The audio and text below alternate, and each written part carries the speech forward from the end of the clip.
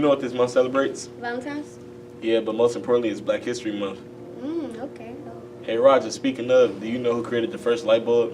Thomas Edison, yup. No, it was actually Louis Latner. Thomas Edison invented the electric light bulb after Latner made the very first light bulb. Interesting. Seems to me you don't have much background on Black history. Let me enlighten you with a few clips. Let's go.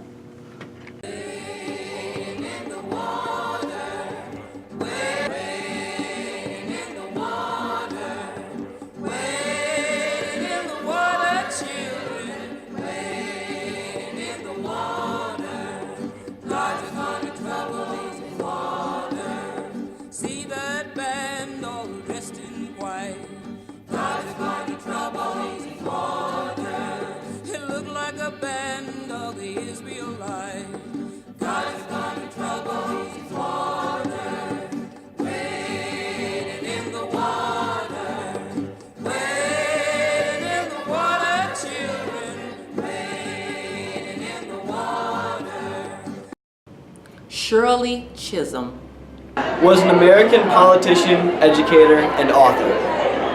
In 1968, she became the first Black woman to be elected to the United States Congress. And she represents New York's 12th Congressional District. For 7 terms. From 1969 to 1983. You don't make progress by standing on the sidelines, whimpering and complaining. You only make progress by implementing ideas.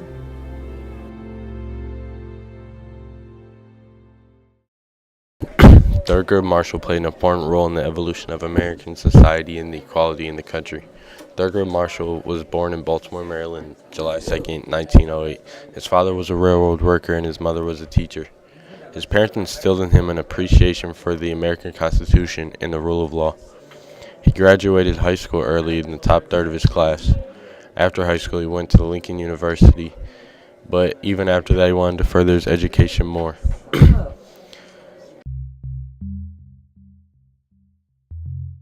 This is Black History Month. Who we talking about today?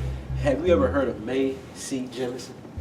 Ain't that the first Black woman in outer space? The first Black woman. In fact, this was in 1992, right? 1992. 1992. First to travel space. Alright. First to travel in space? The first to travel in space. Oh, that's crazy. It's crazy.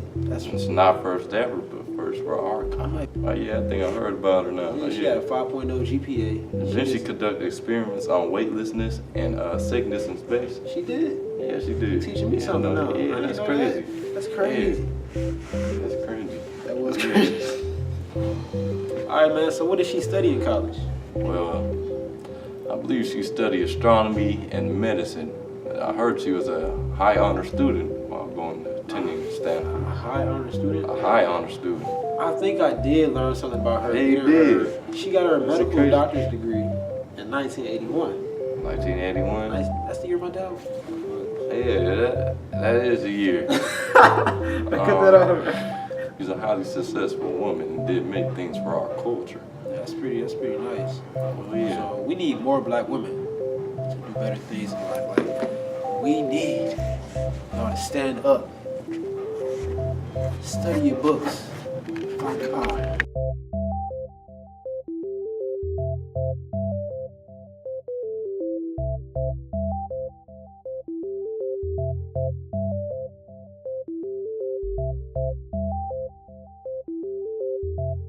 The 44th President of the United States was also the first African-American president known as Barack Obama. He held office from 2009 to 2017.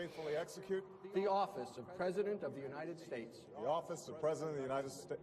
And will, to the best of my ability. And will, to the best of my ability. Preserve, protect, and defend. Preserve, protect, and defend. The Constitution of the United States. His mother, Anne Dunham, raised him on her own. Obama's biracial identity forged his unique perspective on race. He attended Columbia University. He met his wife in 1989, and now they have 2 daughters together.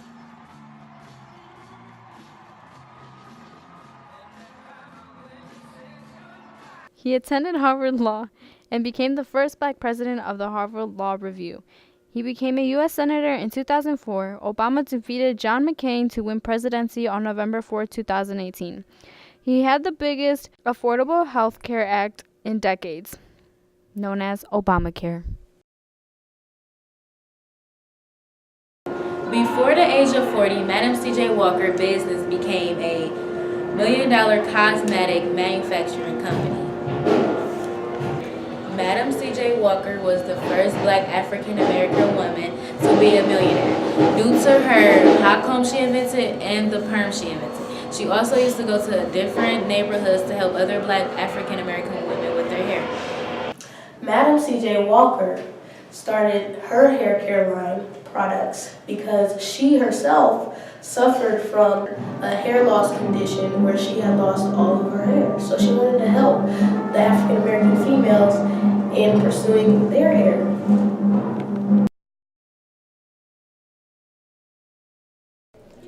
John Arthur Jack Johnson, nicknamed the Galveston Giant, was the first African American world heavyweight boxing champion in 1908.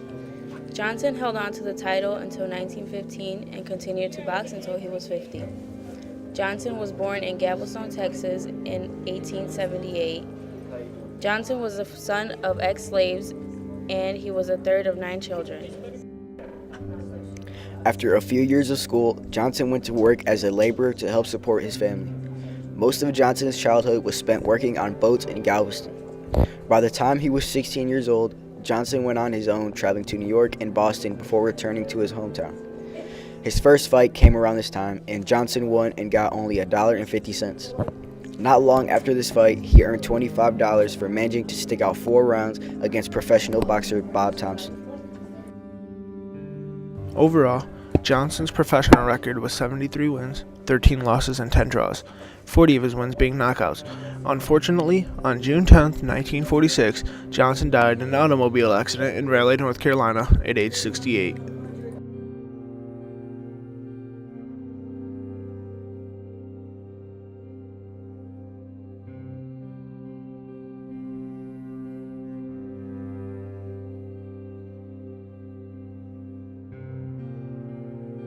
Education is the key to unlock the golden door of freedom.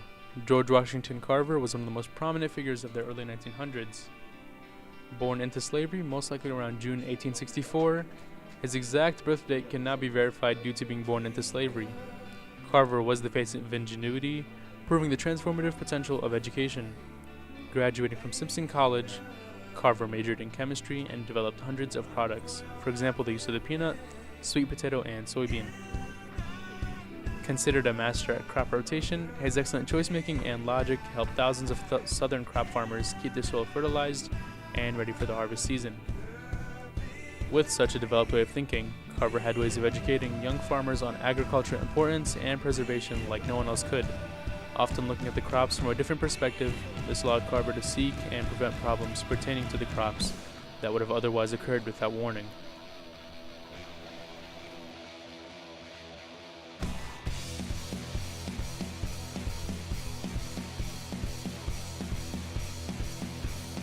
February is also a month for random acts of kindness. Here are some examples of things you can do. Make a joke or make someone smile. Or make him laugh. Help clean up your community.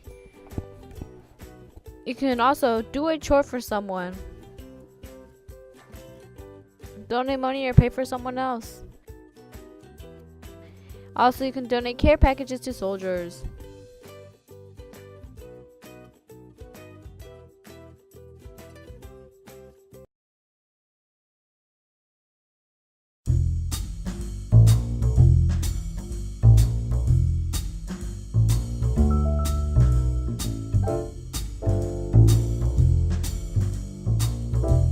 Miss Sandoval, what is your favorite Valentine's gift you've ever received?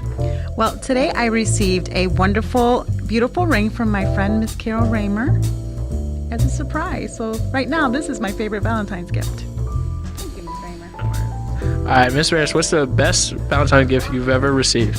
So my husband got me a polar heart rate monitor so I could, keep track of my heart rate when I'm working out. Because, Valentine's Day is... Okay. What's the best Valentine's gift you've ever given? I mean, I'm just traditional. It's the roses, chocolates. Yeah. That's about it, though. Nothing flashy? I ain't got that kind of money. Come on now. Hi, Miss Denny. What is your favorite chocolate ever? Chocolate-covered peanuts are my absolute favorite. If anyone would like to give me some, I'd love it. Thank you. All right, what's the best thing you've ever given for Valentine's Day?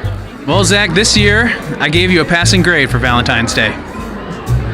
And extra homework.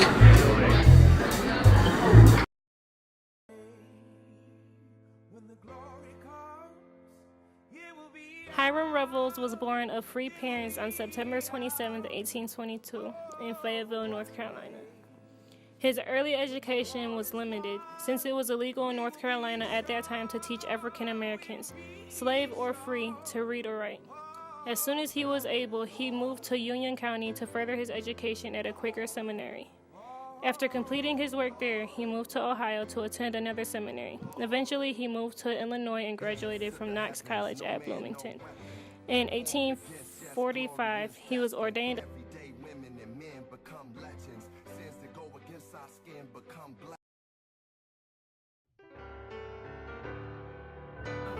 Langston was born into slavery, then later became one of the only black Americans to serve in the U.S. Congress from Virginia.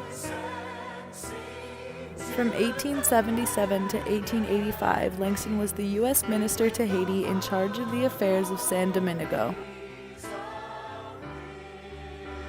He wrote 6 books in his lifetime, and one of his most popular books was John Mercer Langston and the Fight for Black Freedom. Langston was born into slavery, then later became one of the only black Americans to serve in the U.S. Congress from Virginia. His father's death freed him from slavery and provided an education as well.